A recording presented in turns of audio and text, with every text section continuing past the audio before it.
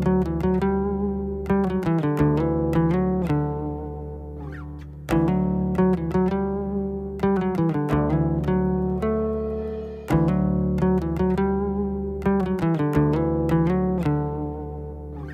जीवनी के लिए पढ़ रहे हैं अमित ढाकरिया।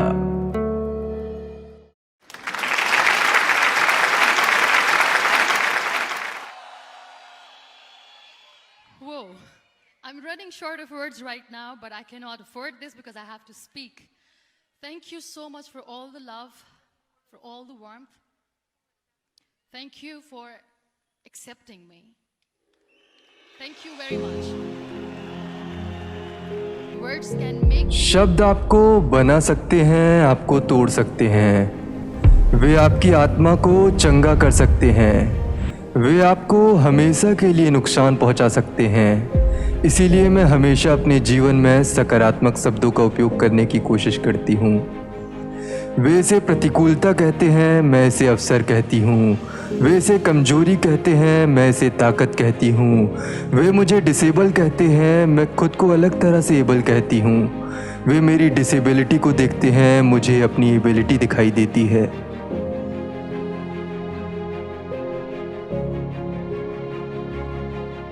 यह पाकिस्तानी कलाकारा और प्रेरक वक्ता मुनीबा माजरी का सबसे प्रेरणादायक भाषण है, जिसका शीर्षक है we all are perfectly imperfect. It is a story of a woman. यह उस महिला की कहानी है जिसने अपने सपनों और आकांक्षाओं का पीछा करते हुए लोगों को एहसास दिलाया कि किसी का जीवन व्यर्थ नहीं होता। अगर आपको लगता है कि आपकी लाइफ हार्ड है और आप उससे हार मान रहे हैं क्योंकि आपको लगता है कि आपका जीवन अनुचित है, सो थिंक अगेन।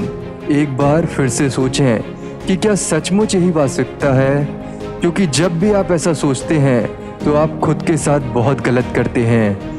यह एक ऐसी महिला की कहानी है जिसने लोगों को रियलाइज़ कराया कि कभी कभी प्रॉब्लम्स बहुत बड़ी नहीं होती, बल्कि हम बहुत छोटे होते हैं क्योंकि हम उन्हें हैंडल नहीं कर सकते। यह उस महिला की कहानी है जिसने समय के साथ सफलता, पैसा, प्रसिद्धि में असली खुशी हासिल नहीं की, बल्कि खुशी को अपने अंदर महसूस किया। असल खुशी ग्रेटिट्यूड यानी कृतज्ञता में है।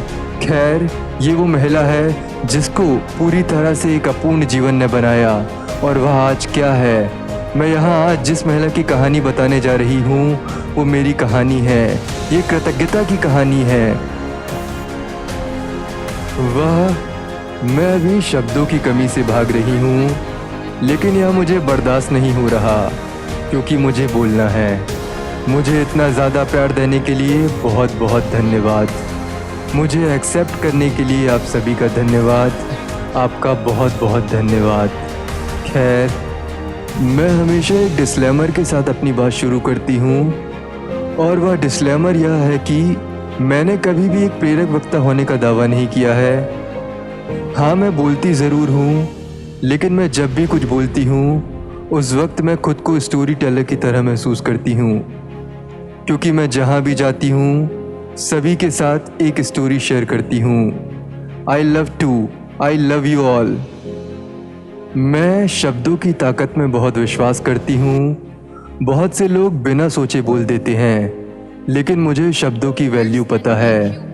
शब्द आपको बना सकते हैं, आपको तोड़ सकते हैं, आपकी आत्मा के घावों को भर सकते हैं। वे आपको हमेशा के लिए गहरी क्षति पहुंचा सकते हैं। इसीलिए मैं हमेशा अपनी लाइफ में पॉजिटिव शब्दों का उपयोग करने की कोशिश करती हूँ। लोग इसे एडवर्सिटी कहते हैं, मैं इसे अपॉर्चुनिटी कहती हूँ। वे इसे कमजोरी कहते हैं, मैं इसे ताकत कहती हूँ। वे मुझे डिसेबल कहते हैं, मैं खुद को अलग तरह से एबल कहती हूँ। वे मेरी डिसेबिलिटी को देखते हैं, मुझे अपनी एबिलिटी दिखाई देती है। आपके जीवन में कई घटनाएं होती हैं, और कुछ घटनाएं इतनी प्रबल होती हैं कि वे आपके डीएनए को तक बदल देती हैं। वे इंसिडेंट्स या एक्सीडेंट इतने हार्मफुल होते हैं कि वे आपको शारीरिक रूप से तोड़ देते हैं। वे आपके शरीर को डैमेज कर देते हैं और आपकी आत्मा में बदलाव पैदा करते हैं। वे घटनाएं आपको तोड़ती ज़रूर हैं, आपको डैमेज भी करती हैं, लेकिन वे आपको सबसे अच्छे और अलग रूप में ढाल देती हैं, और मेरे साथ भी कुछ ऐसा ही हुआ। अब मैं बताती हूँ कि एक्चुअली मेरे साथ क्या हुआ, और यह बात मैं पहली बार इंटरनेशनल लेवल में बता रही हूँ। जब मेरी शादी हुई तब मैं 18 साल की थी। मैं एक बहुत ही कंजर्वेटिव फैमिली से बिलोंग करती हूँ, एक बलूच परिवार, जहाँ अच्छी बेटियाँ कभी भी अपने माता पिता को किसी भी बात के लिए ना नहीं कहती। मेरे माता पिता चाहते थे कि मेरी शादी हो जाए, और मैंने कहा जिससे आप खुश हैं, और मैंने हाँ कर दिया। लेकिन वह कभी भी एक हैप्पी मैरिज नहीं थी। शादी होने के 2 साल बाद, यानी आज से लगभग 9 साल पहले, मेरे साथ एक कार एक्सीडेंट हुआ। कार चलाते हुए मेरे पति की आँख लगने लगी और कार खाई में गिर गई। उन्होंने तो जैसे तैसे खुद को बचा लिया, और मैं उसके लिए खुश हूँ। लेकिन मैं कार के अंदर ही रही और मुझे बहुत सी चोटें लगी। लिस्ट ज़रा लंबी है, बट डोंट गेट स्कैर्ड। अब मैं पूरी तरह से ठीक हूँ। मेरी राइट आर्म फ्रैक्चर हो गई थी, कलाई फ्रैक्चर हो गई थी, शोल्डर बोन और कॉलर बोन फ्रैक्चर हो गई थी। मेरा पूरा रिब केज फ्रैक्चर हो गया था, और रिब केज की चोटों के कारण लंग्स और लिवर पूरी तरह से डैमेज हो गए थे।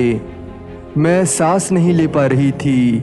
मैंने यूरिन और बॉल के कंट्रोल को खो दिया था।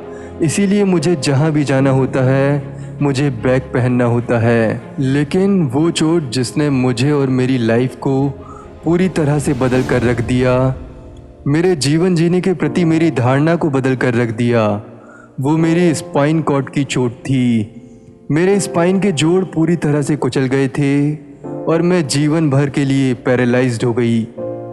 यह दुर्घटना एक बहुत छोटे से प्रांत बलूचिस्तान के एक दूर दराज के बाहरी इलाके में हुई, जहाँ कोई फास्ट एड नहीं था, कोई हॉस्पिटल नहीं था, कोई एम्बुलेंस नहीं थी।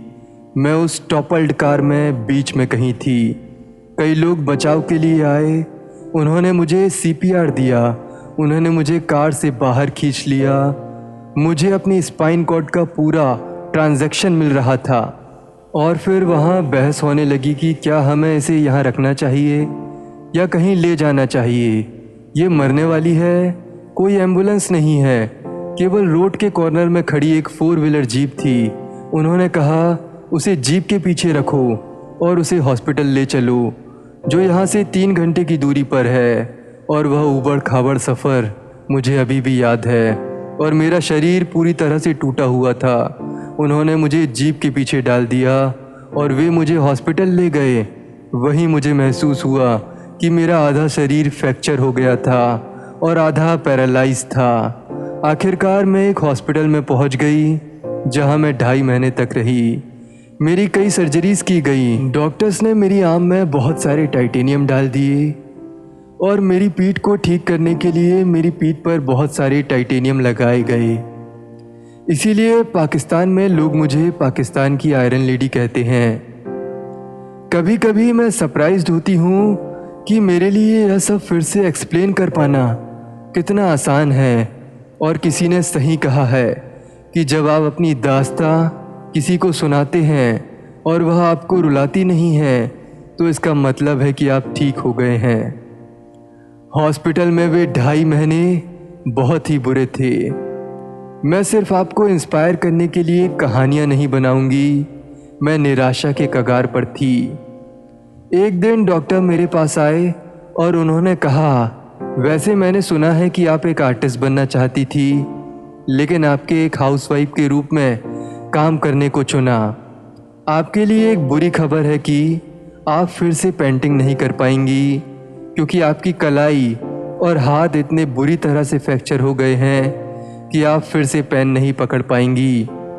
और वो सब सुनकर मैं चुप रही। फिर अगले दिन डॉक्टर मेरे पास आए और कहा, आपकी स्पाइन की चोट इतनी बुरी है कि आप फिर कभी नहीं चल पाएंगी। मैंने एक गहरी सांस ली और मैंने कहा, इट्स ऑल राइट।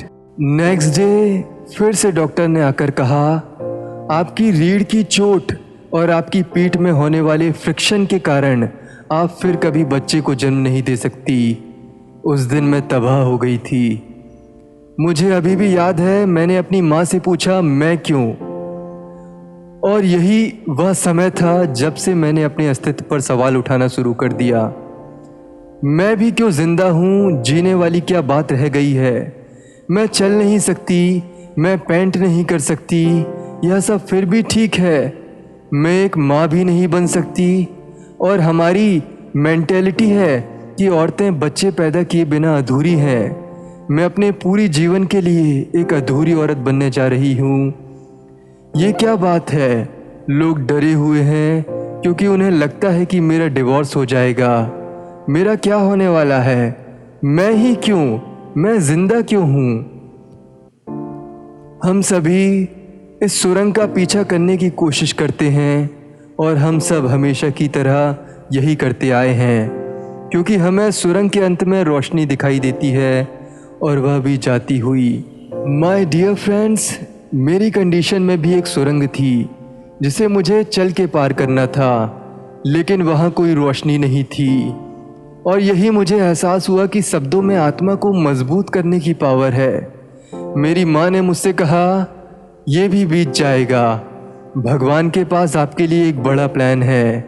मैं नहीं जानती कि वो क्या है, लेकिन वो है तो ज़रूर। और उन सभी प्रॉब्लम्स और दुखों में किसी न किसी तरह वे शब्द इतने चमत्कारी और पावरफुल थे कि वे मेरे दिलो दिमाग में चलते रहे। मैं हर वक्त अपने चेहरे को एक मुस्कुराहट से ढकने की कोशिश कर रही थी, और छुपा रही थी कि उस दर्द को जिसे छुपाना बहुत मुश्किल था। लेकिन मैं जानती थी अगर मैं हार मानूंगी तो मेरी माँ और मेरे भाई भी हार मान लेंगे। मैं उन्हें अपने साथ रोता नहीं देख सकती थी। सो वॉट कीप्ड मी। एक दिन मैंने अपने भाई से कहा, मुझे पता है मेरे पास एक डिफॉर्म्ड हाथ है, लेकिन मैं हॉस्पिटल में इन सफ़ेद दीवारों को देखकर थक गई हूँ और उन वाइट स्क्रैप्स को पहन रही हूँ। मैं इससे थक चुकी हूँ। मैं अपने जीवन में और रंग भरना चाहती हूँ। मैं कुछ करना चाहती हूँ। मेरे लिए कुछ कलर लाओ, कुछ छोटी कैंडल्स लाओ। मैं पेंट करना चाहती हूँ। तो मैंने जो पहली पेंटिंग बनाई थी वह मेरी डेथ बेड पर थी, जहाँ मैंने फर्स्ट टाइम पेंटिंग की थी। यह सिर्फ एक कला का हिस्सा या सिर्फ मेरा जुनून नहीं था, यह मेरी एक तरह की थेरेपी थी। और क्या अमेजिंग थेरेपी थी। एक भी शब्द बोले बिना मैं अपने दिल को बाहर रंग सकती थी। मैं अपनी स्टोरी शेयर कर सकती थी। लोग आते थे और कहते थे, कितनी सुंदर पेंटिंग है, इतने कलर्स, किसी को इसमें दर्द नहीं दिखता मेरे अलावा। तो मैंने हॉस्पिटल में अपने 2.5 महीने बहुत रोते हुए बिताए, पर कभी शिकायत नहीं की, बल्कि पेंटिंग की। और फिर डिस्चार्ज हो गई और घर वापस आ गई, और मुझे फील हुआ कि मेरी पीठ पर और हिप बोन पर बहुत सारे प्रेशर अल्सर्स बढ़ चुके हैं। मैं बैठ नहीं पा रही थी। मेरी बॉडी में बहुत सारे इन्फेक्शंस थे, बहुत सारी एलर्जीज थी। सो डॉक्टर्स चाहते थे कि मैं बेड में लेटी रहूं 6 महीने के लिए, नहीं 1 साल नहीं, बल्कि पूरे 2 साल के लिए। मैं बेड पर थी, एक कमरे में कैद थी, खिड़की से बाहर देख रही थी, पक्षियों को चहचहाते सुन रही थी, और सोच रही थी कि शायद एक समय आएगा जब हम परिवार के साथ बाहर निकलेंगे और प्रकृति का आनंद लेंगे। यही वो समय था जब मैंने रियलाइज़ किया कि लोग कितने लकी हैं, लेकिन उन्हें इस बात का एहसास ही नहीं। यही वो टाइम है जहां मुझे महसूस हुआ कि जिस दिन मैं बैठ पाऊंगी उस दिन मैं इस दर्द को सभी के साथ बांटूंगी, ताकि उन्हें भी इस बात का एहसास हो सके कि वे कितने खुशकिस्मत हैं, और वे अपने आप को खुशनसीब मानते भी नहीं हैं। आपके जीवन में हमेशा मोड़ आते हैं। मेरे लिए वह एक पुनर्जन्म का दिन था जिसे मैंने सेलिब्रेट किया 2 साल और 2.5 महीने के बाद, जब मैं व्हील चेयर पर बैठ पा रही थी। उस दिन मेरा पुनर्जन्म हुआ था। तब मैं पूरी तरह से अलग इंसान थी। मुझे आज भी याद है जिस दिन मैं फर्स्ट टाइम व्हीलचेयर पर बैठी थी, यह जानते हुए कि अब ये मुझसे कभी नहीं छूटेगी, यह जानते हुए कि मैं अपने जीवन में अब कभी नहीं चल पाऊंगी, मैंने खुद को आईने में देखा और अपने आप से बात की। और अभी भी मुझे याद है कि मैंने कहा था कि अपने चलने के लिए मैं कोई चमत्कार के होने का इंतज़ार नहीं कर सकती। मैं रोते हुए और दया के लिए भीख मांगते हुए कमरे के कोने में नहीं बैठ सकती, क्योंकि किसी के पास समय नहीं है। तो मैं जैसी हूँ उसी हाल में मुझे खुद को अपनाना पड़ेगा, और ये जितना जल्दी हो सके उतना अच्छा होगा। इसीलिए मैंने पहली बार होठों पर लिप कलर लगाया और फिर उसे मिटा दिया, और मैं रोई और मैंने कहा कि ये मैं क्या कर रही हूँ। व्हीलचेयर पर किसी को शब्द शोभा नहीं देता, लोग क्या कहेंगे, इसे साफ करो। और मैंने उसे साफ कर लिया और फिर से लगाया। इस बार मैंने इसे अपने लिए लगाया क्योंकि मैं अंदर से अच्छा फील करना चाहती थी। और उस दिन मैंने डिसाइड किया मैं खुद के लिए जीवन जीने जा रही हूँ। मैं किसी और के लिए वह आदर्श व्यक्ति नहीं बनने जा रही, मैं बस इस पल को जीने जा रही हूँ और मैं इस लम्हे को अपने लिए सही बनाऊंगी। और आप जानते हैं कि यह सब कैसे शुरू हुआ। उस दिन मैंने डिसाइड किया कि मैं अपने डर से लड़ने जा रही हूँ। हम सभी में डर होता है, अज्ञात का भय, ज्ञात का भय, लोगों को खोने का डर, हेल्थ, पैसे खोने का डर। हम कैरियर में उत्कृष्टता चाहते हैं, हम फेमस होना चाहते हैं, हम पैसा चाहते हैं और हम हर समय डरे रहते हैं। और एक एक कर इसीलिए मैंने उन सभी आशंकाओं को लिखा और डिसीज़न लिया कि मैं इसी समय से इन आशंकाओं को दूर करने जा रही हूँ। मेरा सबसे बड़ा डर क्या था? डिवोर्स। मैं इस शब्द को बर्दाश्त नहीं कर सकती थी। मैं उस व्यक्ति से जुड़ने की कोशिश कर रही थी जो अब मुझे चाहता ही नहीं, लेकिन मैंने कहा कि नहीं, मुझे ये काम करना होगा। और जिस दिन मैंने जाना कि यह मेरे डर के सिवाय और कुछ नहीं, उस दिन मैंने उसे आज़ाद करके खुद को आज़ाद कर लिया। और मैंने खुद को इमोशनली इतना स्ट्रॉन्ग कर लिया कि जिस दिन मुझे खबर मिली कि वह शादी कर रहा है, मैंने उसे एक लेटर भेजा और कहा I am so happy for you and I wish you all the best. और वह जानता है कि मैं आज भी उसके लिए प्रार्थना करती हूँ। और मेरा दूसरा सबसे बड़ा डर था, मैं फिर से माँ नहीं बन सकती। और मेरे लिए यह काफ़ी दर्दनाक था। पर तब मैंने सोचा कि दुनिया में बहुत सारे बच्चे हैं, वे सभी चाहते हैं कि उन्हें कोई अपनाए, इसीलिए रोने का कोई मतलब नहीं है, बस जाओ और एक को अडॉप्ट कर लो। वही मैंने किया। मैंने कई ऑर्गेनाइजेशन, कई अनाथालयों में अपना नाम लिया।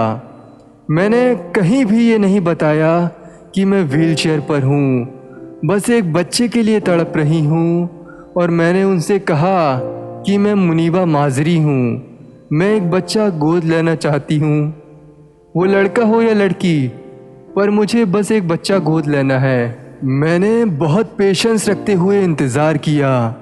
2 साल बाद मुझे यह कॉल आया। ये कॉल पाकिस्तान के एक बहुत छोटे शहर से आया और उन्होंने कहा, क्या आप मुनीबा माजरी हैं? एक बेबी बॉय है, क्या आप अपनाना चाहोगी? और जब मैंने कहा हाँ, उस वक्त सचमुच मैंने प्रसव पीड़ा को महसूस किया और मैंने कहा मैं उसे अपनाना चाहती हूँ। मैं उसे घर ले जाने के लिए आ रही हूँ। और जब मैं वहाँ पहुँची तो वहाँ आदमी बैठा था और वह मुझे सिर से पाँव तक देख रहा था और मेरे दिमाग में चल रहा था, ओह माय गॉड, अब वो यही कहने वाला है कि ये तो व्हीलचेयर पर है, वो इसके लायक नहीं है, वो कैसे उसकी देखभाल करने जा रही हैं।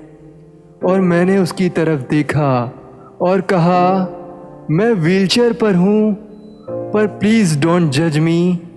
लेकिन आप जानते हैं कि उसने क्या कहा? उसने कहा कि मुझे पता है कि आप इस बच्चे की सबसे अच्छी माँ बनोगी, आप दोनों एक दूसरे के लिए लकी हैं। उस दिन वो 2 दिन का था और आज वो 6 साल का है। आप एक और बड़ा डर जानकर हैरान रह जाएंगे जो मेरे अंदर था। वो था लोगों का सामना करना। मैं खुद को लोगों से छुपाती थी। जब मैं 2 साल तक बेड में थी तो मैं अपने कमरे का दरवाज़ा बंद रखती थी। मैं किसी से ना मिलने का बहाना करती थी और कहती थी उन्हें कह दो कि मैं सो रही हूँ। You know why? क्योंकि मेरे लिए उनकी जो सिंपैथी थी मैं उसे बर्दाश्त नहीं कर सकती थी। वे मुझे एक मरीज़ की तरह ट्रीट करते थे। जब मैं मुस्कुराती तो वे मुझे देखकर कहते कि तुम तो मुस्कुरा रही हो, तुम ठीक तो हो ना? क्या तुम बीमार हो? इस सवाल से मैं थक गई थी। खैर, एयरपोर्ट पर एक लेडी ने मुझसे पूछा, क्या तुम बीमार हो? और मैंने कहा, मेरे ख्याल से स्पाइनल कॉर्ड की चोट के अलावा मैं ठीक हूँ। लेकिन वे वाकई अच्छे सवाल हैं। जब मैं बेड पर होती थी तब उन सवालों से कभी भी मुझे अच्छा महसूस नहीं होता था। इसीलिए मैं यह जानबूझकर लोगों से छुपाती थी कि ओ माय गॉड, मैं उनकी आंखों में वह सिंपैथी नहीं देखूंगी। It's all right I. पर आज मैं यहाँ इन सभी अमेजिंग लोगों से इसीलिए बात कर रही हूँ क्योंकि मैंने डर को काबू कर लिया है। यू नो कि जब कोई व्हीलचेयर पर होता है तो सबसे पेनफुल चीज़ क्या होती है? यह एक और डर है। व्हीलचेयर पर रहने वाले लोग उस डर को अलग अलग तरीके से फील करते हैं। वो उनके लिए दिल में तो रहता है लेकिन वे कभी किसी से नहीं कहते। मैं आपसे वो सब कुछ कहूँगी। वो एक्सेप्टेंस की कमी। वे सोचते हैं वे लोगों के द्वारा एक्सेप्ट नहीं किए जाएंगे क्योंकि हम बाकी परफेक्ट लोगों की दुनिया में इम्परफेक्ट हैं। इसीलिए मैंने विकलांगता अवेयरनेस के लिए एक NGO शुरू करने के बजाय फैसला किया जो मुझे पता है कि किसी की हेल्प नहीं करेगा। मैं पब्लिकली ज़्यादा दिखाई देने लगी। मैंने पेंट करना शुरू कर दिया जो मैं हमेशा से चाहती थी। मैंने बहुत एग्जीबिशन किए। मैं पाकिस्तान की पहली व्हीलचेयर बाउंड आर्टिस्ट हूँ। मैंने बहुत सारे मॉडलिंग कैंपेन्स किए।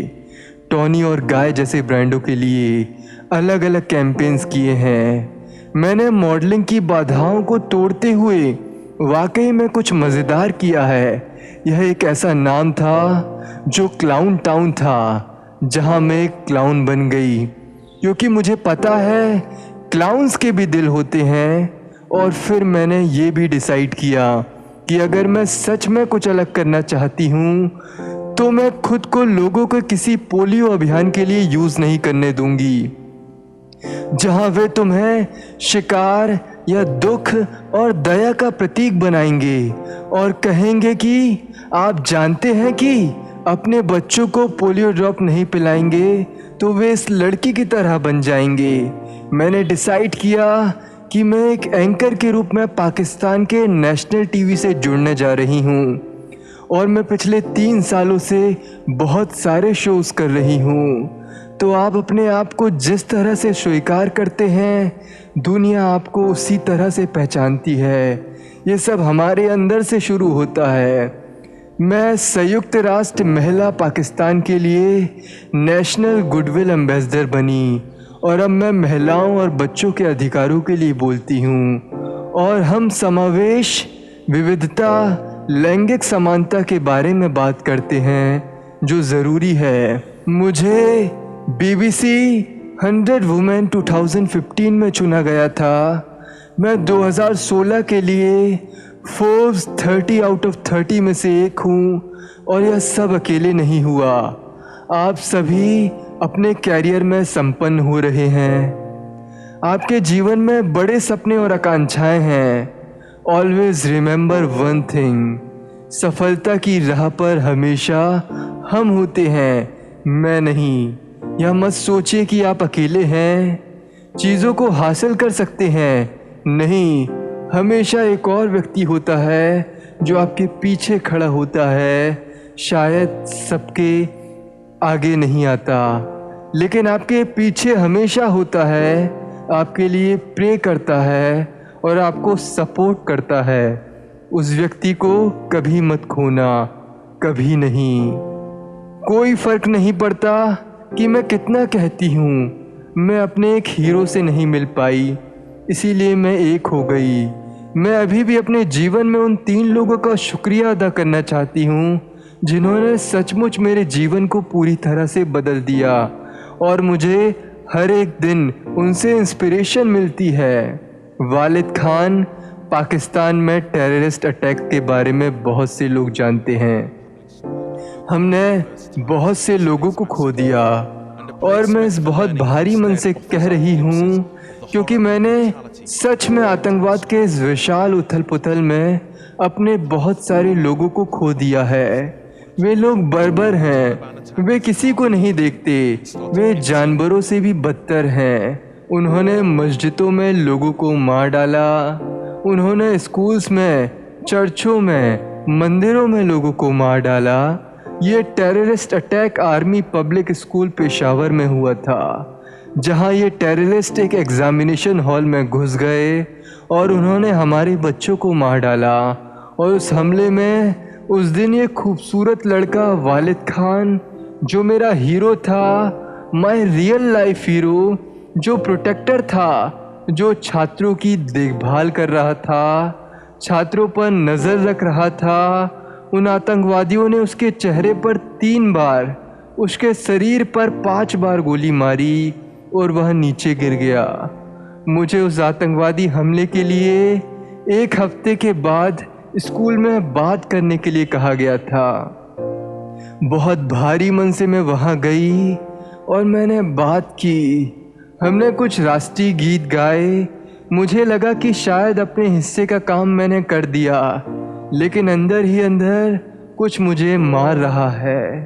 मैं बच्चों को घायल देख रही थी। मैं व्हीलचेयर्स पर बैठे बच्चों को देखकर सोच सकती थी कि आगे क्या होगा। हमारी गलती सिर्फ इतनी थी कि हम यहाँ एग्ज़ाम देने आए थे और हमें गोली मार दी गई। इतने लोग, इतने बच्चे अपने साथियों को खो बैठे।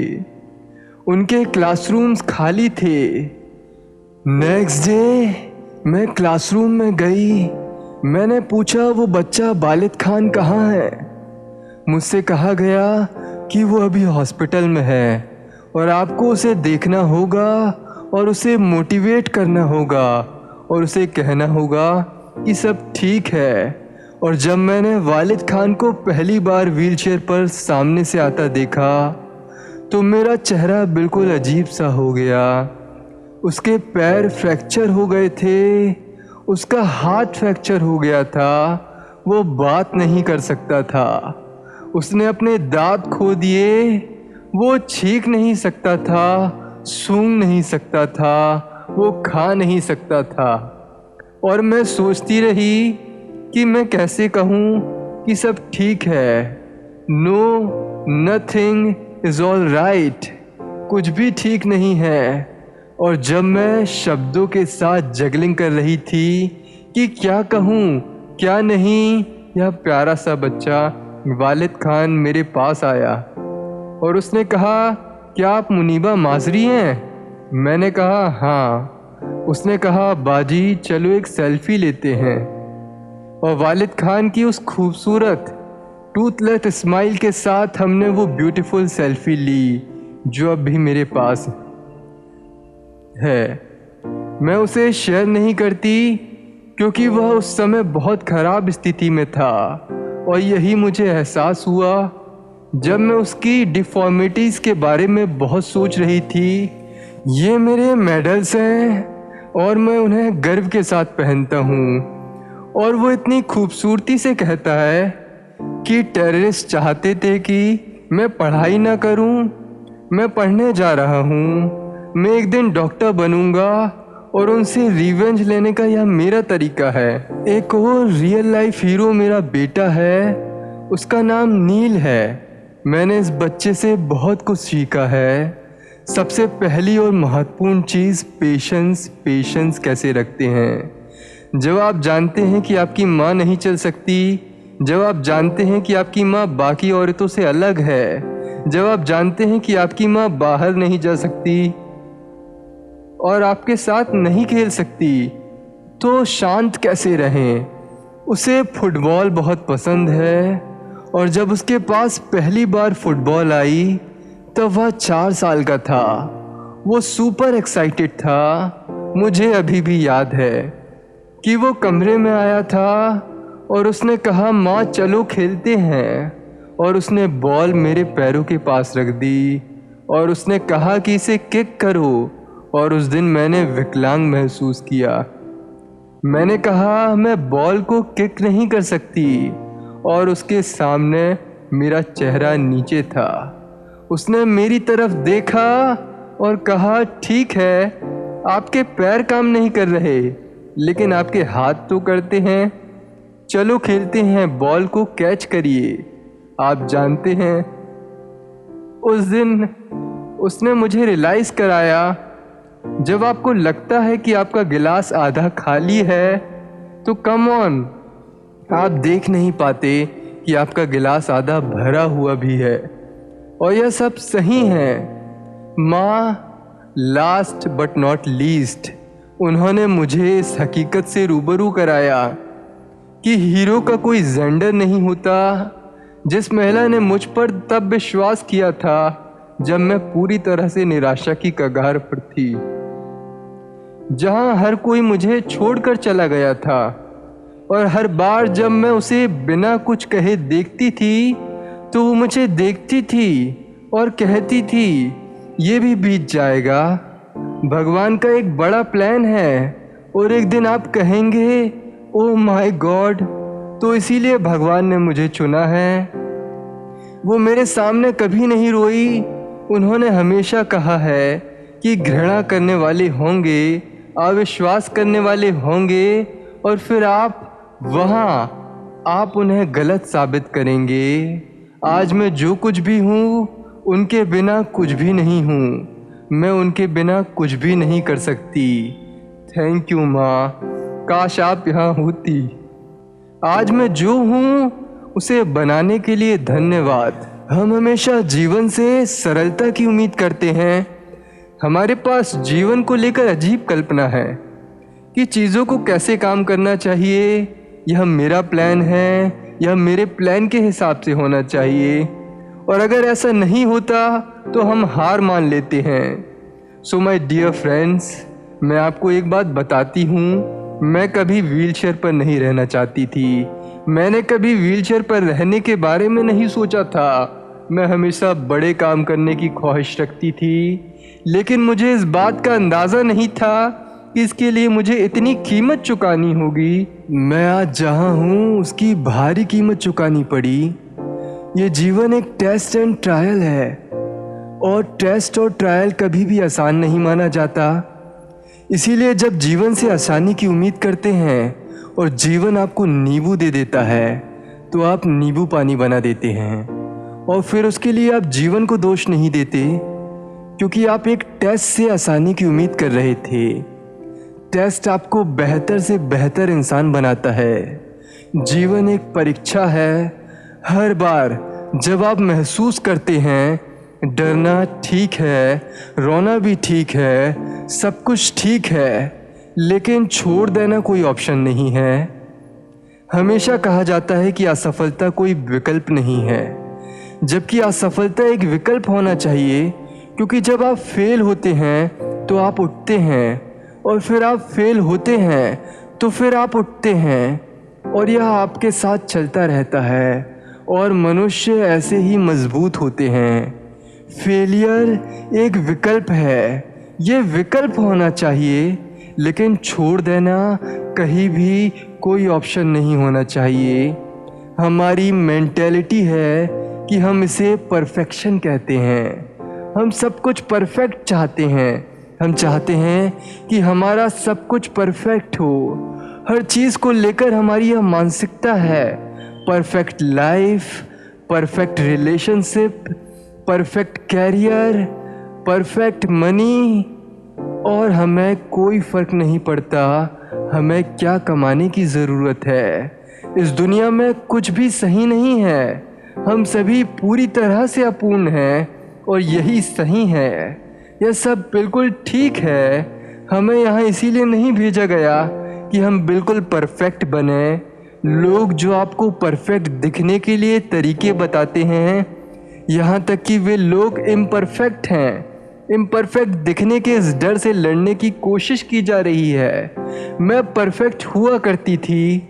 मुझे अभी भी याद है कि ये कॉम्प्लीमेंट कुछ साल पहले मुझे मिला था जब मैं चल सकती थी। Oh my God, look at you, you are so fair, you are tall, you are perfect. अब मेरी तरफ देखो। केवल सही आंखें ही उसे देख सकती है। केवल सही आंखें ही उसे देख सकेंगी। केवल सही आंखें ही उसे देख सकेंगी। तो हाँ, उन सभी कमियों और खामियों के बावजूद अपने दिल की बात सुननी होगी। आपको लोगों के लिए अच्छा नहीं दिखना होगा। आपको सिर्फ इसीलिए परफेक्ट नहीं होना चाहिए कि लोग ऐसा चाहते हैं कि आप परफेक्ट हों। यदि आप आत्मा से परिपूर्ण और परफेक्ट हैं तो सब ठीक है। यह वही है जो आप चाहते हैं। यह वही है जो आपको होना चाहिए। हमारे समाज में परफेक्ट और महान दिखने के लिए बहुत ही अजीब तरह के नियम बनाए गए हैं। पुरुषों के लिए अलग, महिलाओं के लिए अलग। हम बहुत सोचते हैं कि लोग क्या कहेंगे। हम खुद भी बहुत सुनते हैं और कहते भी हैं। यू नो कि आपको कौन सी बात परफेक्ट बनाती है? जब आप किसी के चेहरे पे मुस्कान लाते हैं, जब आप अपने आसपास के लोगों के लिए कुछ अच्छा करने की कोशिश करते हैं, और जब आप किसी के दर्द को महसूस करते हैं। और ये इतना सुंदर दर्द है कि ये आपको लोगों से जोड़ता है। दर्द के अलावा कोई भी और माध्यम नहीं है जो आपको दूसरों से जोड़ सके। इसीलिए मैं हमेशा कहती हूँ कि मैं दर्द में हूँ। आज मेरे लिए यह एक वरदान है, सिर्फ इसीलिए कि मैं दर्द में हूँ और व्हीलचेयर पर हूँ। मैं बच्चों के लिए काम करती हूँ। एक कंपनी में हेड ऑफ CSR होने के नाते हम पाकिस्तान के दूर दराज के क्षेत्रों में मेडिकल कैंप्स आयोजित करते हैं, जहाँ बहुत सारे बच्चे मर जाते हैं क्योंकि उनके पास मेडिकल फैसिलिटीज़ नहीं होती। और मेरा पर्सनली यह मानना है कि हम उन्हें सिर्फ इसीलिए क्यों मरने दें क्योंकि वे जिंदा नहीं रह सकते। इसीलिए हम उन्हें पैसे देते हैं, हम उन्हें मेडिकल ट्रीटमेंट देते हैं। हम शारीरिक और भावनात्मक रूप से उनके जख्मों पर मरहम लगाने की कोशिश करते हैं। और मैं उन प्यारे लोगों के लिए भी काम करती हूँ जिन्हें हम ट्रांसजेंडर कहते हैं। पाकिस्तान की ट्रांसजेंडर कम्युनिटी, आप जानते हैं कि क्या चीज़ उन्हें मुझसे जोड़ती है? मेरी सारी खामियाँ। जब मैं जाकर उन्हें गले लगाती हूँ तो वे मुझे कभी जज नहीं करते। और एक मेरी बहुत अच्छी दोस्त है, उसका नाम बिजली है। बिजली का मतलब होता है इलेक्ट्रिसिटी।